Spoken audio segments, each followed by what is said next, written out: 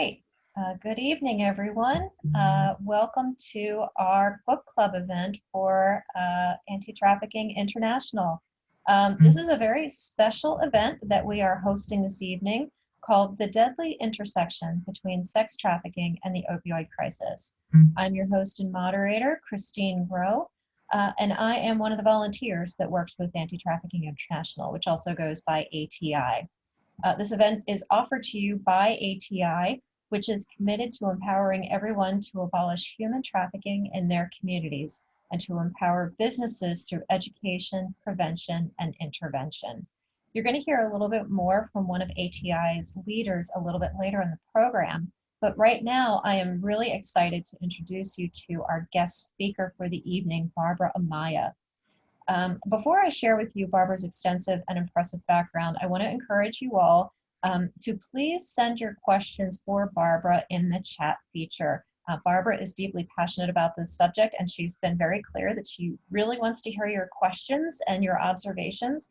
So we do have one of our volunteers here, Neetu, who's going to be monitoring the chat and we'll be asking your questions throughout the event. So please do be sure to submit those. We want this to be an open conversation. Now, a little bit about Barbara. Barbara is a survivor, leader, best-selling author, and an award-winning speaker. She has personally experienced the juvenile justice and child welfare and foster care systems because as a vulnerable child, she experienced the horrific and extreme violence of child sexual abuse, then the trauma and violence of domestic sex trafficking and exploitation as a child. Today, she advocates for legislation to support trafficking survivors, and Barbara offers the education, awareness, and information that only an expert survivor can provide. She has trained all sorts of professionals on the dangers of human trafficking, and she has also trained them on how to identify someone who may be under the control of a trafficker, and she'll tell us a lot about that this evening. Those professionals that she has trained include service providers, law enforcement, healthcare professionals, teachers, and counselors. And in addition to all of that, she has written a graphic novel titled The Destiny of Zoe Carpenter, and the book that we're going to be talking about this evening, which is called Nobody's Girl. Hopefully you all have a copy of Nobody's Girl. It's an Amazon best-selling memoir. If you don't have it already, or if you'd like to order another copy that is autographed by Barbara, I encourage you to go to Barbara's website, barbaraamaya.com. So with that, Barbara, thank you so much for being here this evening. It's great to be here. I'm honored to be here, and I hope we get some great questions, and there are a lot of people listening out there, and I'd love to hear what they think and what they'd like to know, and I hope we can bring them some new information as well tonight. Great. Thank you very much. Let's start kind of at the beginning, a little bit about what has led you to do the work that you're doing today. You were recently included in a book by the New Abolitionists. I think that you have a section of that. Can you share a reading from that book with us to tell us more about why you do the work that you do? Yes, I actually have a hard copy of the book right here, and I was really honored and pleased to be a part of this whole project and to be included in the book. It kind of just gives a brief bio of mine, and then a quote from, I believe this is my book, a quote from my book, and also a quote from my TED Talk, if I'm not mistaken. But I'd like to read this quote if I might, you know. It says, "Breaking my silence is a political statement for me. To those who may question why I chose to write this book, my book, Nobody's Girl, and how I could share such deeply traumatic, painful, even horrific experiences, here is my response: how could I not? Again, breaking my silence is a political statement for me, one of choosing to never again be a voiceless victim. It's a deliberate choice, and choice is something I hope we have time to talk about more later, because choice is a very tricky word that needs to be looked at in more depth. At any rate, is a deliberate choice to take my life back and to help others do the same for themselves. And then I pose a question in this statement here. Would it matter any less to you if it were only one child being trafficked? Or would it matter more if it were 1 million children, or 1 billion children for that matter? One child abused and trafficked is too many. All I want to do is make a difference. And that's really why I began this journey. That's great. That's it. Thanks very much, Barbara, for starting with that. Just a moment, we have a little bit of a technical difficulty, Barbara. We're seeing you on the screen. Your picture is sideways, and I don't know if you're able to adjust your screen a little bit. Hey, whoever's watching this, we kind of worked on this. I'm seeing myself perfectly horizontally. Yeah. But you know what? Let's try to fix that. Thank you. How am I now? You're perfect. You are Great. Absolutely perfect. So Thank you. Guess what? I'm going to hold the phone right here in my hand, and we'll be. Excellent. This is the virtual world, folks. So we're all just taking it as it comes. It all goes just fine. Horizontally, vertically, I'm here. You are here, and we are so glad that you are. So Barbara, back to our conversation. Don't need this anymore. The topic that you chose for our event today is the deadly intersection between human trafficking and the opioid crisis. Can you tell us about how often you see drugs and human trafficking intersect in the work that you're engaged in? How often? I don't quote statistics because I feel like they're kind of quite frequently all over the place, and I would like. I wouldn't like. Sadly, I would say it's in the 90%. I mean 80%. I mean 90, maybe quite frequently. You know, it's a lot. It's a very high number that I will see that connection, that intersection between drugs and trafficking. And, you know, for the purposes of what I'm talking about now in my own personal experiences, I'm talking about sex trafficking, not that labor trafficking doesn't intersect at all levels, of course, right? But I'd say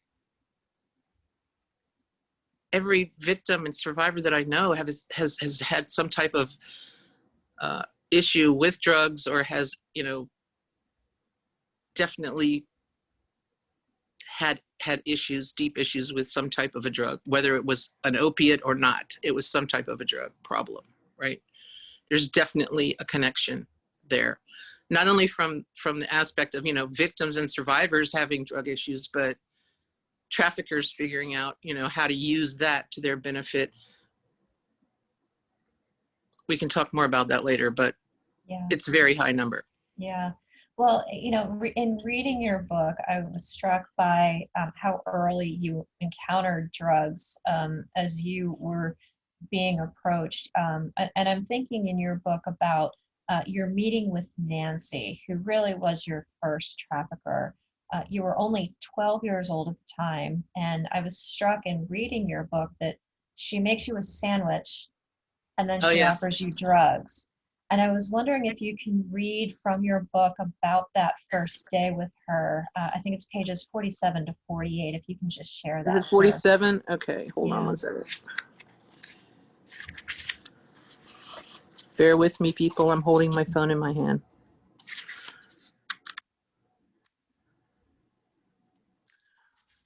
The one thing about this book is the font. So I'm gonna have to put my phone down. Hold on.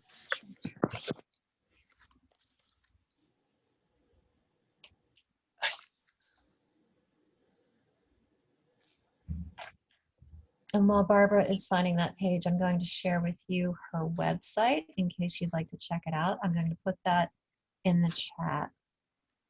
It's barbaraamaya.com. Here we go. So would you like for me to start? I mean, I could start at the beginning of page 47. Sure, that'd be great. This is after I had already met this person supposedly named Nancy in a park in Washington, D.C. And I was already in her apartment with her trafficker, actually. She had said it was her boyfriend, but it wasn't her boyfriend. It was her trafficker. The next evening, Nancy carefully helped me get dressed because all I had on was my uniform from Bonaire. And I'd like to explain, if I might, what Bonaire actually is, because it's still there in Richmond, Virginia. Bonaire is it's a reforms, they used to call it a reform school. I call it a penitentiary for children. It's a correction facility for children, actually, is what it is. It's still in Richmond. So because all I had on was my uniform from Bonaire, she had me put on some of her clothes, a black skirt and a pair of white boots. She was skinnier than I was, and the clothes were too tight. But Nancy told me not to worry about that. She pulled my blonde hair up into a high ponytail, and I watched in the mirror as she painted my face with heavy makeup, eyeshadow, and blush. Then she handed me a small white pill. "What is this?" I asked as I popped the pill into my mouth. I wasn't going to say no to anything she gave me. To me, that line is really important. To me, that line tells a lot. I wasn't going to say no to anything she said or gave me. You know, I probably would have robbed a bank if they asked me to. I was so vulnerable and needy. I was so desperate for her to like me that I probably would have robbed a bank if she'd asked me to. Still, I was curious.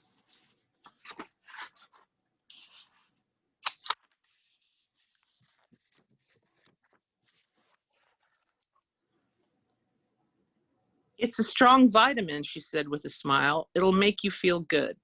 And she was right. I felt much calmer, like I could take on the world, and I knew I could trust her. She was taking such good care of me. Do you want me to continue? I think that was the section I The was looking at. niche. Okay, Yeah. okay. All right. And, for those of you who are following along, this is the book Nobody's Girl, so that you know what the cover looks like. I've put Barbara Amaya's website in the chat. It really seems, Barbara, so let's talk about that vulnerability for a moment, because you hinted at it at the start. You were coming from a place where you didn't really have a support system. You were sort of alone. Do you want to talk about that a little bit, and just how traffickers just seem to have a natural sense for being able to identify that in people? Well, traffickers are predators, and so they know how to hunt vulnerable prey. And I say, I and so many other victims are just vulnerable.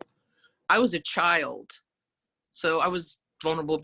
Simple fact that I was a child, and then add in the added earlier trauma that I'd experienced in my life, the sexual abuse in my home, and I'd been taken out of that home and put into foster care, and I went through juvenile justice systems and different different foster homes, different institutions like the one I mentioned before.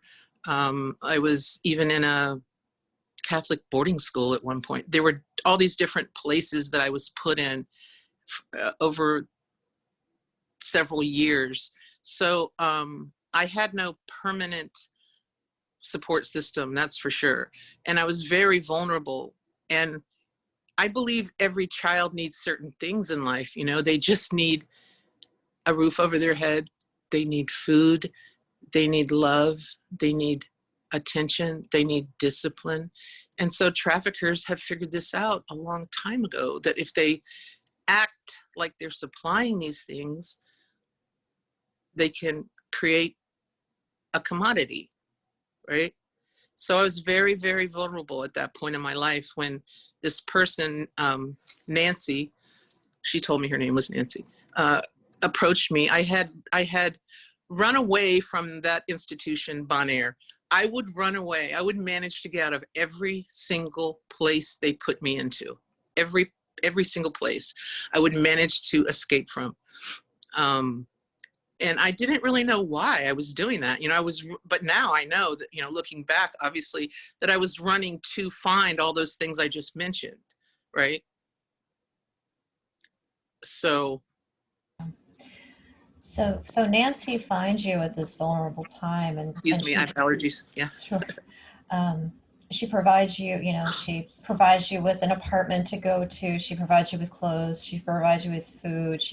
And then, the very next thing that in her mind you need is drugs. And it really seems like, as you talk about this part of your story, drugs are really a part of Nancy's life and a part of her day to day. And she kind of tries to make that part of your day to day. So I'm wondering if you can kind of just reflect and talk a little bit about that. Again, looking back through the lens of who I am today, what I believe is that she and her trafficker, because originally when I met her, she told me, she asked me if I needed a place to stay, where was I going to stay that night? You can stay at my place with me and my boyfriend. Actually, it was her trafficker. And they were giving me that pill that I read about. But what I believe now was some type of benzodiazepam or some type of drug like that was just keeping me calm, keeping me under control, better able to control me, right? And I saw her doing drugs. I saw her in the apartment doing a lot of drugs. They didn't introduce me to those harder drugs at that point. I know why they didn't, because eventually they were going to hand me over to another trafficker, but whatever. They didn't introduce me to those drugs. They were just giving me those pills. So drugs were definitely everywhere though at that. They were giving me those pills. She was doing injectable. I don't know if it was methamphetamines or heroin. I'm not sure what she was injecting at that point, but right. And I found it interesting as you told your story that the way that drugs come into the picture varies from person to person and experience to experience. So, for some people, their trafficker would use drugs in an attempt to control or manipulate a person. definitely. In your situation, it was a little bit different, where it became an escape from the trauma that you were experiencing every single day, and it kind of changed over time. So I'm wondering if you can talk a little bit about that. Well, that's definitely moving way forward in my story, my experiences. But I want to share this, though. I have to share this. I was under their control for several weeks, however long it was, and then they sold me to a trafficker, handed me over to a trafficker from New York. What I know now is that he had people in every major city in the United States funneling him victims like I was. I wasn't the only person that he trafficked. So it was definitely organized. And he took me to New York City. The trafficker that controlled me for over a decade took me to New York City. And I was in New York several years. And one evening, a young woman out on the track in the street took me uptown in Manhattan and introduced me to heroin.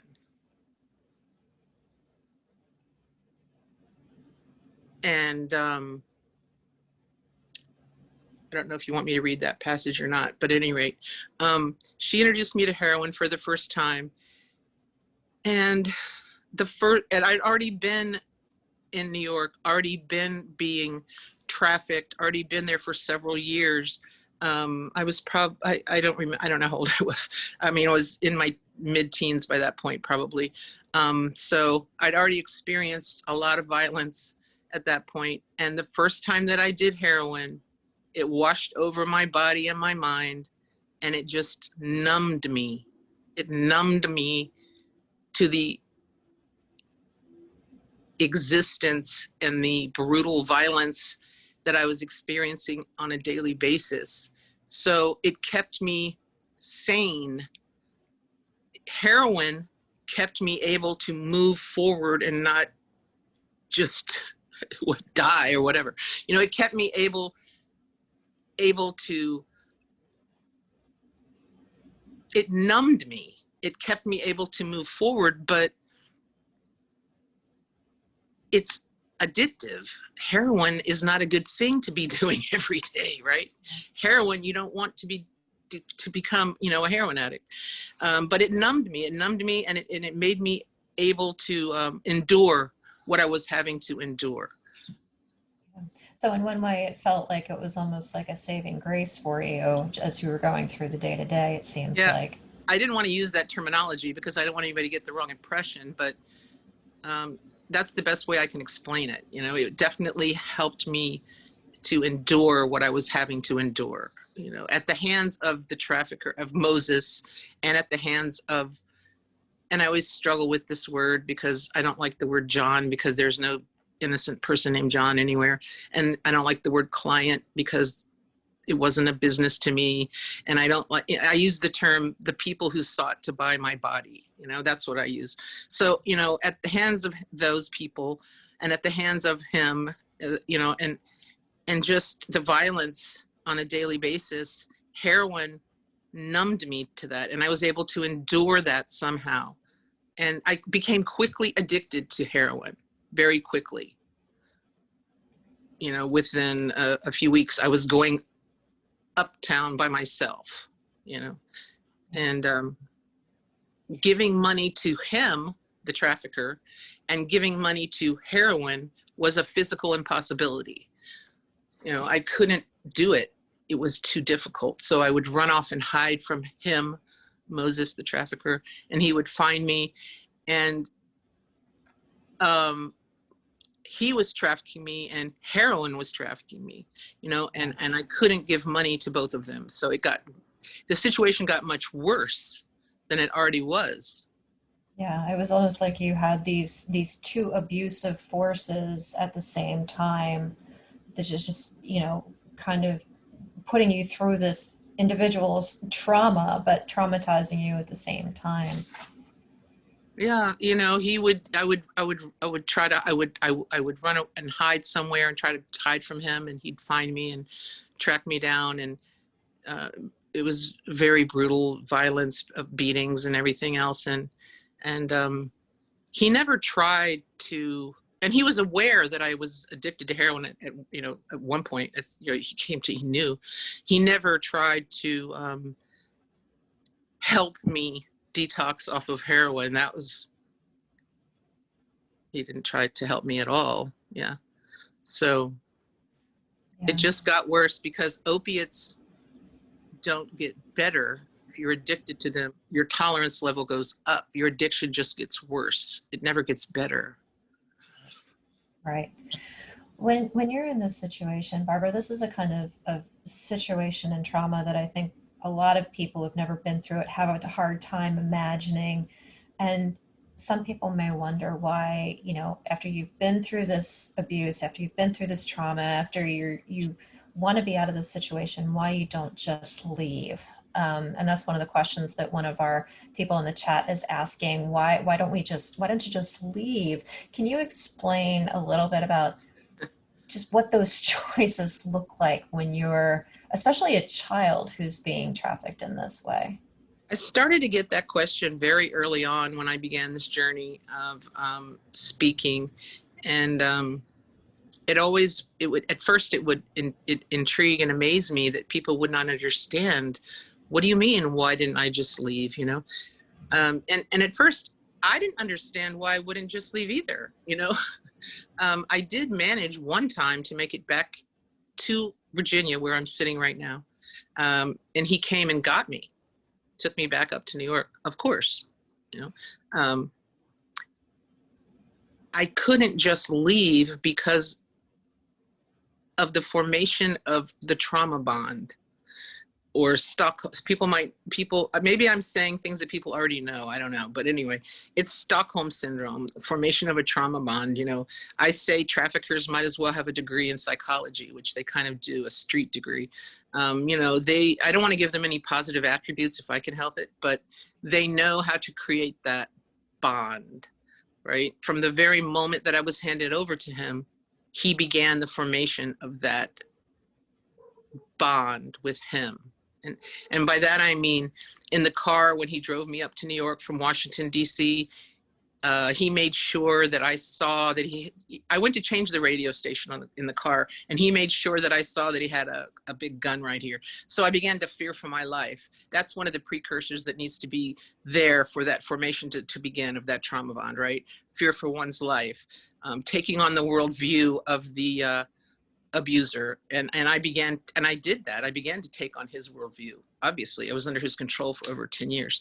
So, I began to, this trauma bond is so strong, this manipulation of, and I know that there are people that are listening to me talk that think, how could that happen? What do you mean you bonded with the trafficker? It's exactly the same as Stockholm Syndrome. You know, in that long ago time in that bank when the people were rescued after they'd been beaten and held hostage, and the police said, come on, let's go prosecute these people. They almost killed you in this bank. And they said, that's okay, we're okay. And nobody can understand. Or it's the same as domestic violence when that woman is being beaten and her sister says, you need to leave him. He almost killed you. You know, you need to leave him. He's beating you. And her sister says, no, but he didn't kill me. I'm okay this time. You know, and nobody understands it's that trauma bond, that Stockholm Syndrome in place. It's a major psychological phenomenon, right? I couldn't understand either why I could never really leave. Yeah. I couldn't understand either. One of the other questions we've just gotten in the chat, Barbara, is about that trauma bond. And did your trafficker give you drugs and provide you with, you know, some sort of addicted substances or something as part of that trauma bond? Was that a part of it? No. And frequently when I talk about in more depth about the formation of trauma bond and Stockholm Syndrome and all the precursors, and people, I think, generally assume that in my case, I became a heroin addict because the trafficker introduced me to heroin and he gave me these drugs, but actually he didn't.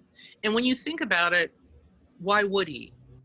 I was already under his control. I was already a pliable commodity. I was already doing everything that he wanted me to out of fear and everything else. But, you know, he didn't need to waste money on drugs, getting me addicted to drugs to control me any further.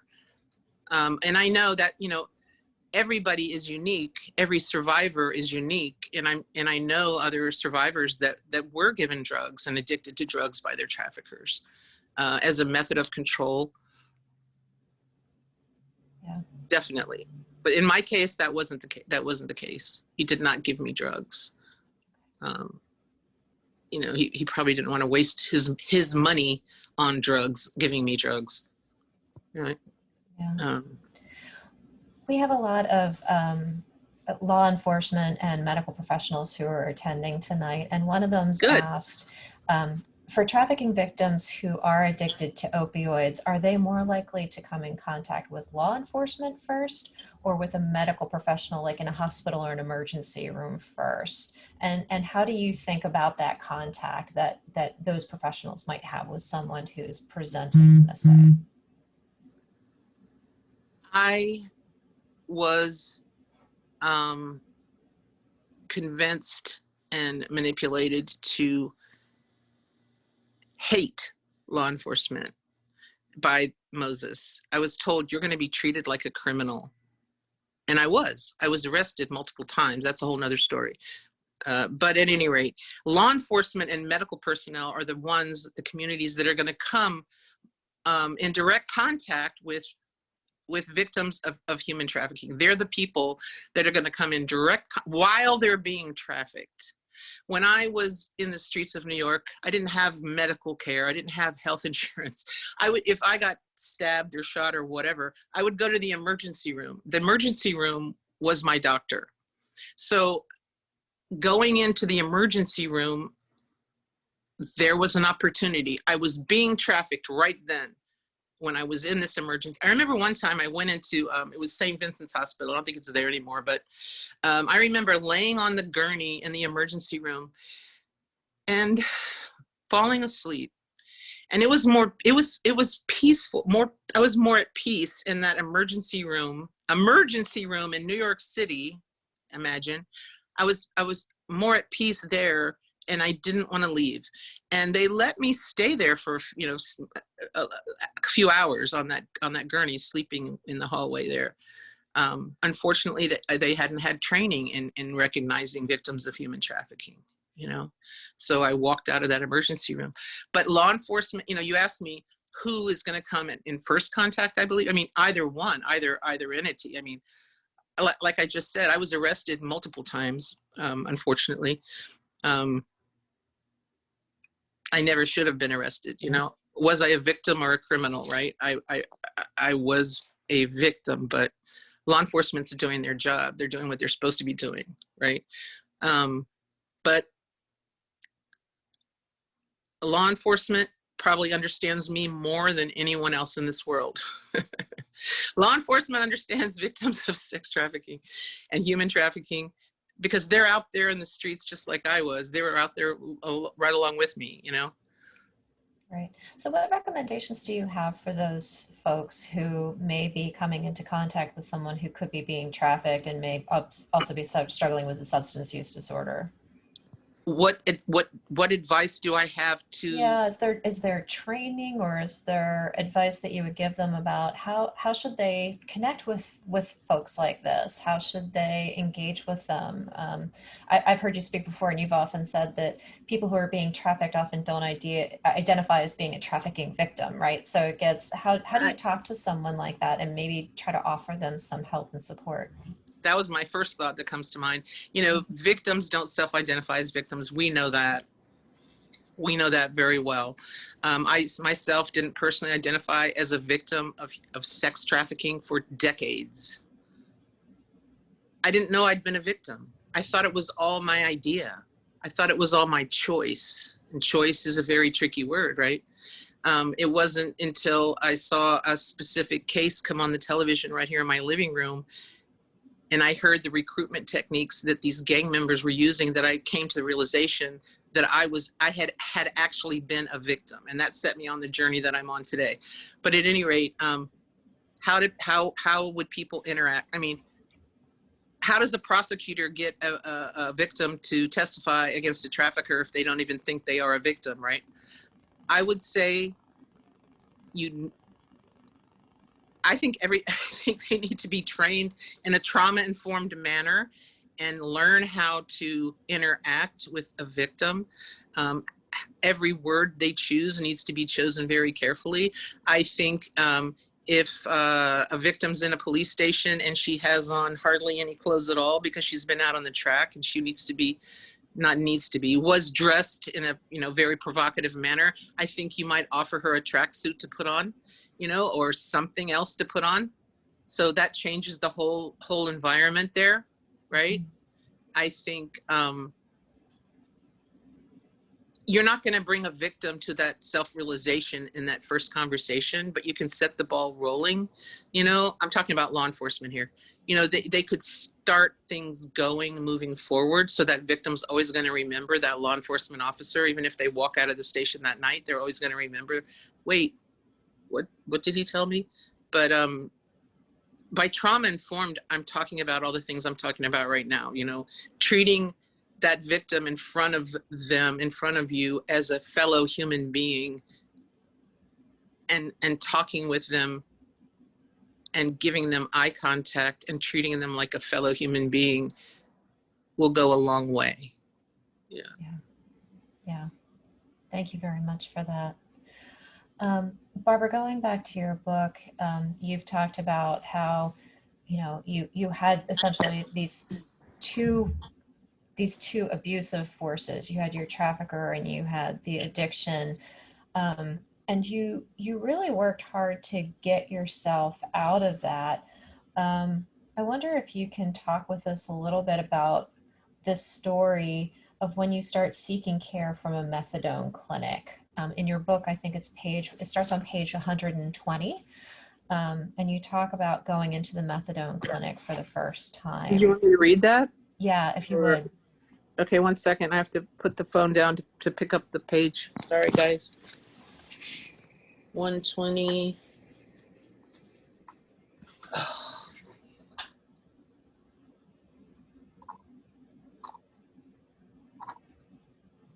Okay.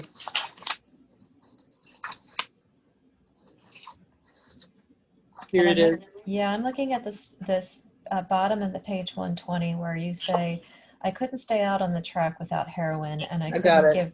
Okay, go ahead. Yeah, I'm sorry. Yeah, this is right.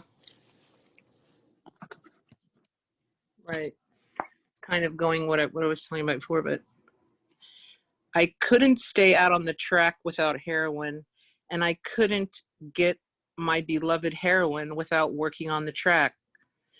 The drugs numbed my feelings and allowed me to keep moving forward, but I also couldn't make enough money, hundreds of dollars a night, to meet Moses's demands and to buy the heroin I needed each day. You want me to continue, or? More and more, I'd been running away from Moses and his daily quotas, hiding out in hotel rooms or spending the night with tricks and trolling the worst tracks in the city for money, a far cry from the uptown tracks I'd worked before. Those streets were the last stop for many.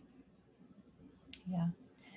And then at the top of page 122, you say, but somehow deep inside, I realized that if I was going to survive. Maybe you can read that paragraph, that next paragraph for us too.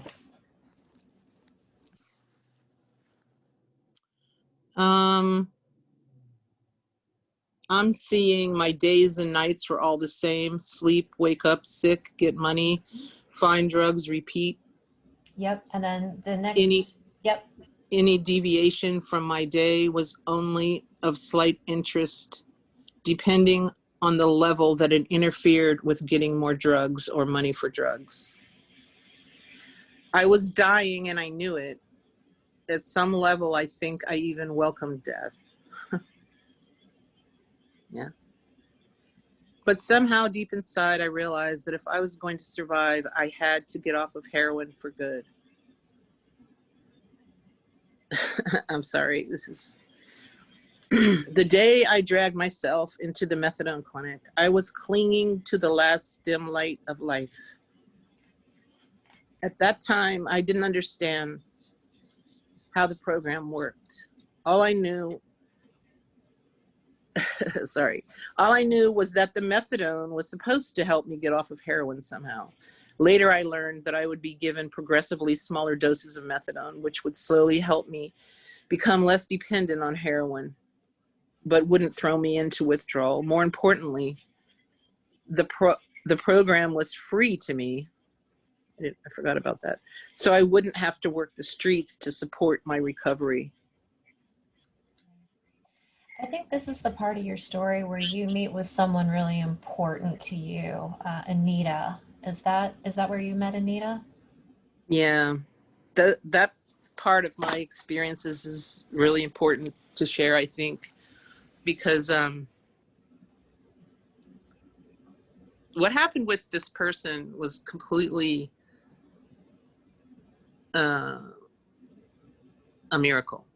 You know, I went to this clinic, and I have to say this though before I continue. I don't believe in pay for methadone clinics. I think a lot of, and I'm sorry, but I just believe that a lot of methadone clinics are there for the money, and I've seen people on methadone clinics that are taking 200 milligrams a day, and they don't need 200 milligrams a day, and they're never going to get off of that methadone clinic. And I would advise anybody that has a small heroin habit, you might think you're going to die, but it's going to take 3 or 4 days, and you're going to be fine. Do not go get on a methadone clinic. That's just my personal opinion. Sorry. So I went to this I went to this clinic, and the receptionist, she was a receptionist. She wasn't a doctor. She wasn't a counselor. She wasn't a therapist. She was the person when you walk into the clinic. And she started talking to me, you know, giving me the forms to fill out. What are you here for? What do you need? What's going on? And then she gave me eye contact. This woman I'd never met before, never seen before in my life, started talking to me, and she didn't have to do that. She just needed to do an intake on me quickly. But she gave me eye contact, and she made me feel like a human being. And I don't remember feeling like that. I don't, I didn't remember feeling like that for so long, or maybe never. And she made me feel like a human being. She took time, and I know nobody today has any time to do anything.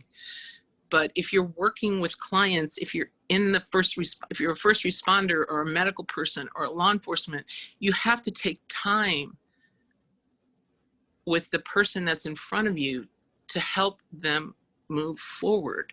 And she took time, and she didn't, I felt it wash over me. She didn't judge me. She asked me questions like, what did I like? Like, what do you mean, what do I like? I think I said I like animals, or whatever I said, because I do love animals. And she eventually, she took me out to get food. She sent me on a job interview. She bought me clothes to go on a job interview. And it was at a veterinary clinic. Oh, wow. And by the way, the last thing I knew how to do was go on a job interview. But she forgot to tell me how to do that. But that's okay. I went on the job interview. I didn't get the job, but I went on the job interview. And, she also found my family one family member of my original family was living in nearby Philadelphia, not far from New York City. I don't know how she did that or why she did that. And I put a couple pieces of clothing in a trash bag. I didn't have a suitcase, and I got on the train, and I left New York City, and I went to Philadelphia, and I never went back. Ever. Well, I've been back to speak there lately, but I mean, I never went back after that. I didn't consciously think I'm leaving New York, but I left New York and I never went back. I had to take enough bottles of methadone to detox and get on a program in Philadelphia and all of that stuff. But it was because of her that I left New York City. It was because of her that I left New York City, because she took time to treat me like a human being, and that I mattered. I felt like I mattered. That's it. So it seems like, from what you're saying, Barbara, Anita was a really important person who really gave you the support that you needed when you needed it most. And it feels like it's pretty easy for us all to be Anitas out there for the people that we're coming into contact with, if we're just present and pay attention and treat people as people. It's easy to say, but everybody's so busy, and they're scrolling and they're texting and they're doing, and they're client, and they're next, move. Or some people can be judgmental or have, certain preconceived thoughts or notion, but for whatever reason, she was who she was. Right. So. Right. And she made me feel that I mattered, and she went above and beyond her scope of work. That was not in any way, shape, or form her scope of work, what she did. Yeah. So she definitely, it was because of her that I managed to leave New York and never go back. Well, and beyond, that is such a success, the fact that you left New York and you never went back. So first of all, congratulations on that. But then you went on to do so much more. To tell the rest of your story, you became a counselor yourself, right? What part are you talking about exactly? I was looking that up in my book, and okay. So I was reading on page 164. Let's see here. Hold on. Where maybe a counselor is not the right word, but you talk about you wanted to be a mentor to other people. And I think you started going back to school for a counseling program, right? Yeah, I did go back to school, but I never became an official counselor of anybody. No. I mentor people today, but I never became, and I did I wasn't a counselor. I wasn't a drug counselor. No. That was always one of my dreams, to kind of do that, but yeah. Yeah. Did you I also become a applied for mentor? a job at the DEA, but that didn't happen because I had a criminal record. But no, I didn't become a drug counselor, unfortunately. You did become a mentor for other Yes. people, right? Yeah, I do that Yeah. today, right now, as often as possible. So I suppose I am a counselor in a way. Right. Yeah. Yeah. Yeah. Yeah. So That was one of my dreams. I did start, I know what you're referring to. I did go to school for a counseling program, but I didn't ever get employment. I never became a counselor at a organization or anything. yeah, you mentioned one of the barriers that sort of stood in your way from doing, pursuing some of your dreams was just law, and how the law has historically treated survivors of trafficking and, treated them more as criminals than victims. Do you think that's still the case in a lot of places, or do you think that's starting to change? It's definitely changing. When I began this journey, in 2012, the end of 2012, 2013, I self-identified as a victim for the first time, and I had a huge criminal record because I was arrested numerous times in the streets of New York City. I've been in Rikers Island prison. I would say, give an alias and say I was 21 or whatever I would say, and I ended up in Rikers Island prison at one point, and I was already addicted to heroin at that point, and I was terrified. First of all, I knew I was going to get very sick. And second of all, going into a prison system on the charges that I was going in on for prostitution or whatever they had charged me with, it was going to get very violent. It would have been better going into Rikers Island prison on a murder charge than on a prostitution charge. I don't know if everybody can understand what I'm saying, but there's a hierarchy in prison. So I was terrified.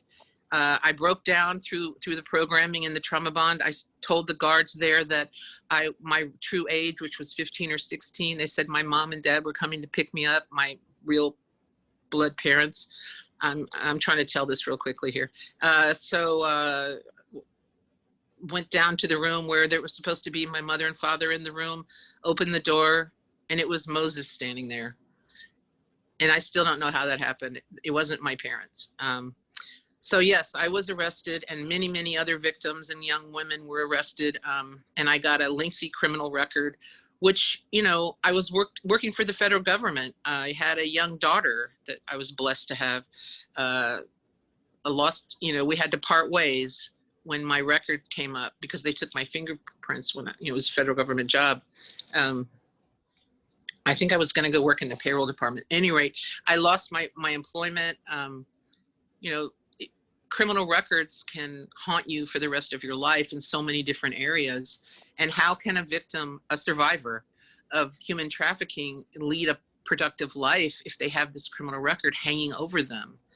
And I ask this, was I a victim or was I a criminal? Don't get me wrong, laws were being broken. I respect law enforcement today. I do, and laws were being broken, but what was I? Could I be both? I mean, what was I? So at any rate, I managed to get all those records vacated because New York City was the first state to put that legislation on the books. And as I was going to say, in 2013, I think there were like 7 states that allowed vacature of these criminal records for survivors of sex trafficking. Now it's in the 40s. It's almost practically every state allows this. Actually, I have to share that the state I'm sitting in right now, Virginia, recently, finally, I worked on that bill among many other advocates tirelessly worked on this bill to help make this bill become a reality. And now Virginia will allow survivors of sex trafficking to vacate convictions they never should have gotten in the first place. This just happened recently. Yeah. So Yeah. this is a huge deal. I started working with Senator Eben, and when I began this journey in 2020, 13 or 14, whenever I met him, and I went up in Richmond and testified. And I was so naive about legislation at that point. I remember walking down the hall in Richmond and turning to Eben and going, "So that's it, huh? We're done. We're gonna have." And he was just like, no. Oh. Anyway, but it took a long time. But it happened. Congratulations. Huge, Well, huge well, victory. congratulations to all the advocates and people that pushed for this to happen and really, really made it become a reality, because they worked tirelessly on this. They did. Yeah. And I wish every state would have this in place, but we're almost there. We're almost there. We have a question from one of our audience members just to understand. Is it, can a child officially be charged with prostitution, or are they automatically considered a victim of trafficking? See, can I explain like how it happened to me when I Yeah. was out on the street? So I would be out on the track in the street along with all the other girls, and it was girls where I was. Don't get it wrong, boys get trafficked too, but so we're out there in the street, and the police would come through with a van, and we would run, and they would track us and grab us and throw us in this van, handcuff us all together. They didn't say, "Wait, how old are you? Hold on, little girl. How old are you really?" That didn't happen like that. It was all very fast. We'd go to the police station, and what's your name? Susan Clarkson. How old are you? 21. Right. And remember, I didn't have a criminal record prior to that. You know, I was charged with loitering for the purposes of prostitution. That was the charge at that point. So it all happened very fast, and that's when when I was arrested along with everyone else, they would handcuff us all together, keep us in the police station all night, take us to 100 Center Street, the court buildings in Manhattan, parade us out, handcuffed together in front of all the people that are going to work. And I remember feeling so much shame. And I felt so much shame, and I just wanted to say, don't look at me, I'm not bad, I'm not, it was horrible. And they would take us into the court building and put us in this holding pen where it got very violent behind the actual court, judges' chambers and everything, the courtrooms. It got very violent with all the women that were locked up in there. And you'd be taken out into the courtroom, you'd be given a court-appointed attorney, and then there was no discussion of, are you guilty, are you not guilty? You just plead guilty, boom, boom, boom, be given some papers, and then hopefully you'd be let free. But then I had to return to him, the trafficker, and I wouldn't have enough money, the quota I was supposed to be giving him, because I'd been in jail. I didn't have the money. So he didn't say, oh, go to sleep now. No, I mean, I had to go back out into the track and get the money that I had to give to him. Right. So I couldn't estimate how many other young women were in that holding pen with me, but there were a lot. Yeah. Yeah. Barbara, we have about 5 minutes left in our event, and this has been a really moving and inspiring conversation. And I am just so honored that you're sharing your story with us. So thank you so much for being here. As our folks get ready to log off and think about what you've talked about, is there one last thought you want to leave people with? What's one thing you want them to remember? Is there one last piece of advice you'd like to give them? I would just like to come back to say, I'd like to say more about choice and more about how we might view and think there are stereotypical victims of trafficking or traffickers. And I would like to say, there is no stereotypical victim, and there is no stereotypical trafficker. Today, traffickers can be right in your living room, unfortunately, on the internet. And don't get it wrong, the recruitment techniques and everything are pretty much basically the same.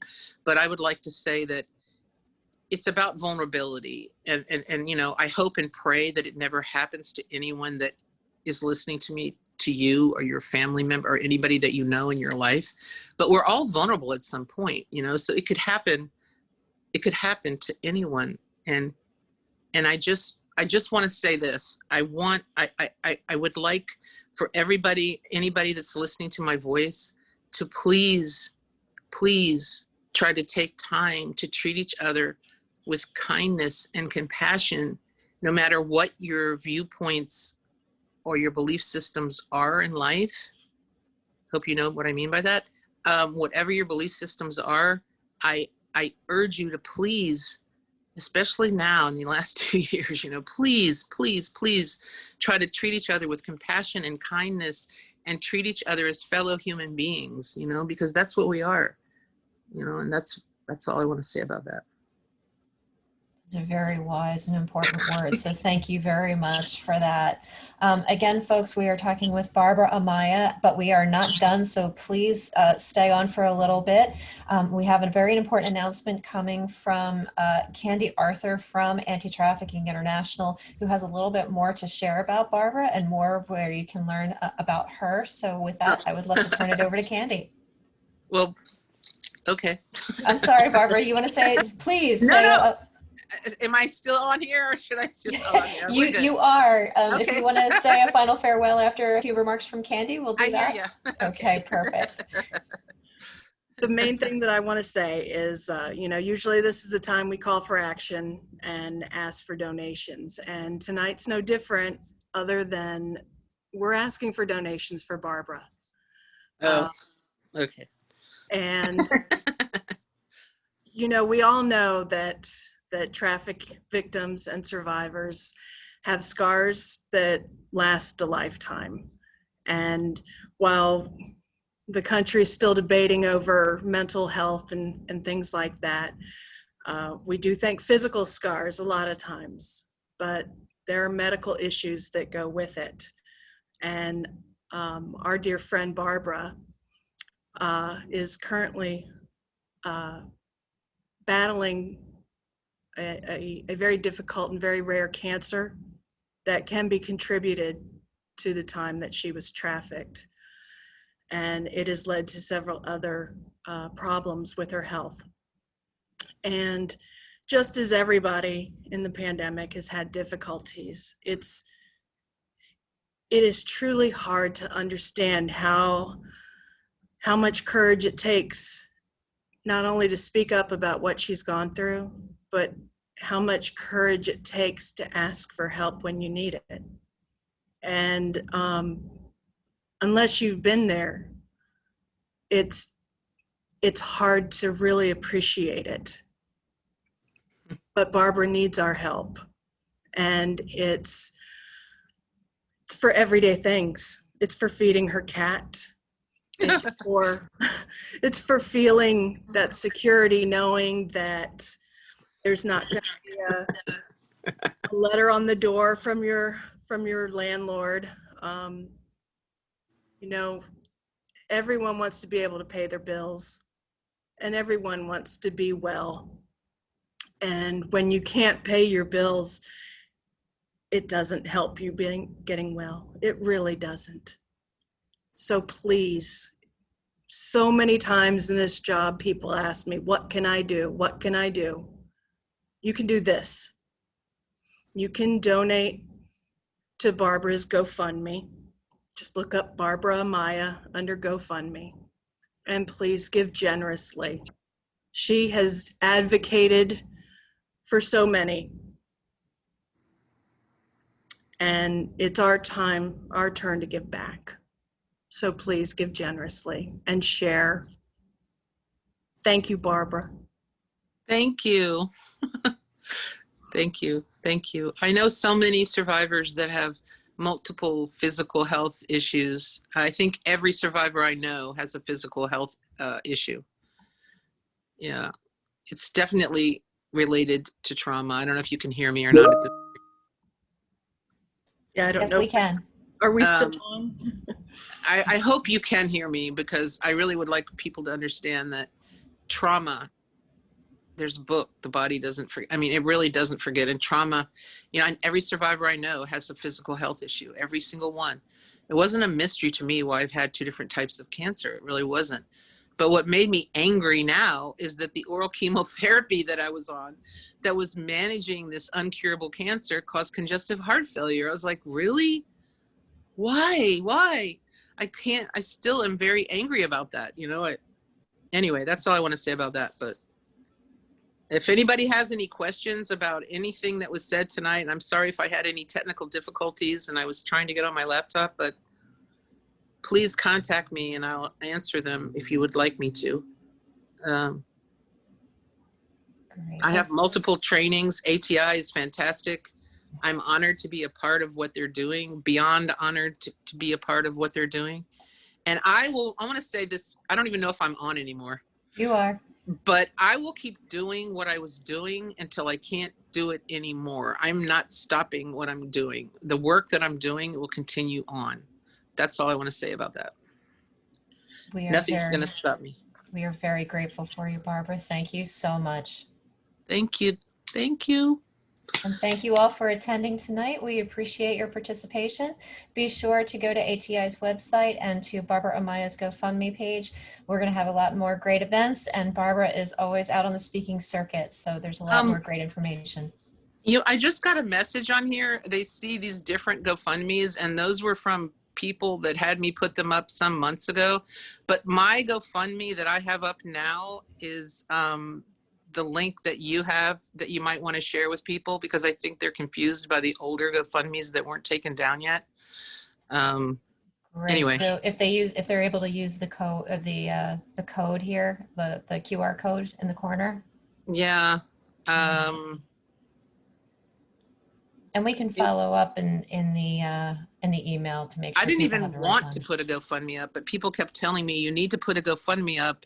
And I finally, the last GoFundMe that's up that I put up has a photo of me on the front page of the GoFundMe. And anyway, because I see messages coming and saying they're seeing different ones, but I guess those need to be taken down. Anyway. And Aubrey just put it in the chat. So if you want to click directly on the link, if folks want to go to our chat function, there's a link right there to the right page. Thank you. I want to say one last thing. It's very hard for survivors of, it's probably hard for everyone, a lot of people, but it's really hard for survivors to ask for help. It's a very interesting phenomenon that I've been studying a lot lately, because it's really hard to ask for help. It's very hard, believe it or not. I don't know what that's about. It might be because you just lost all expectation of any help from anyone, but it's really interesting. I know many other survivors that just don't want to ask for help, and kindness affects me differently than it affects other people.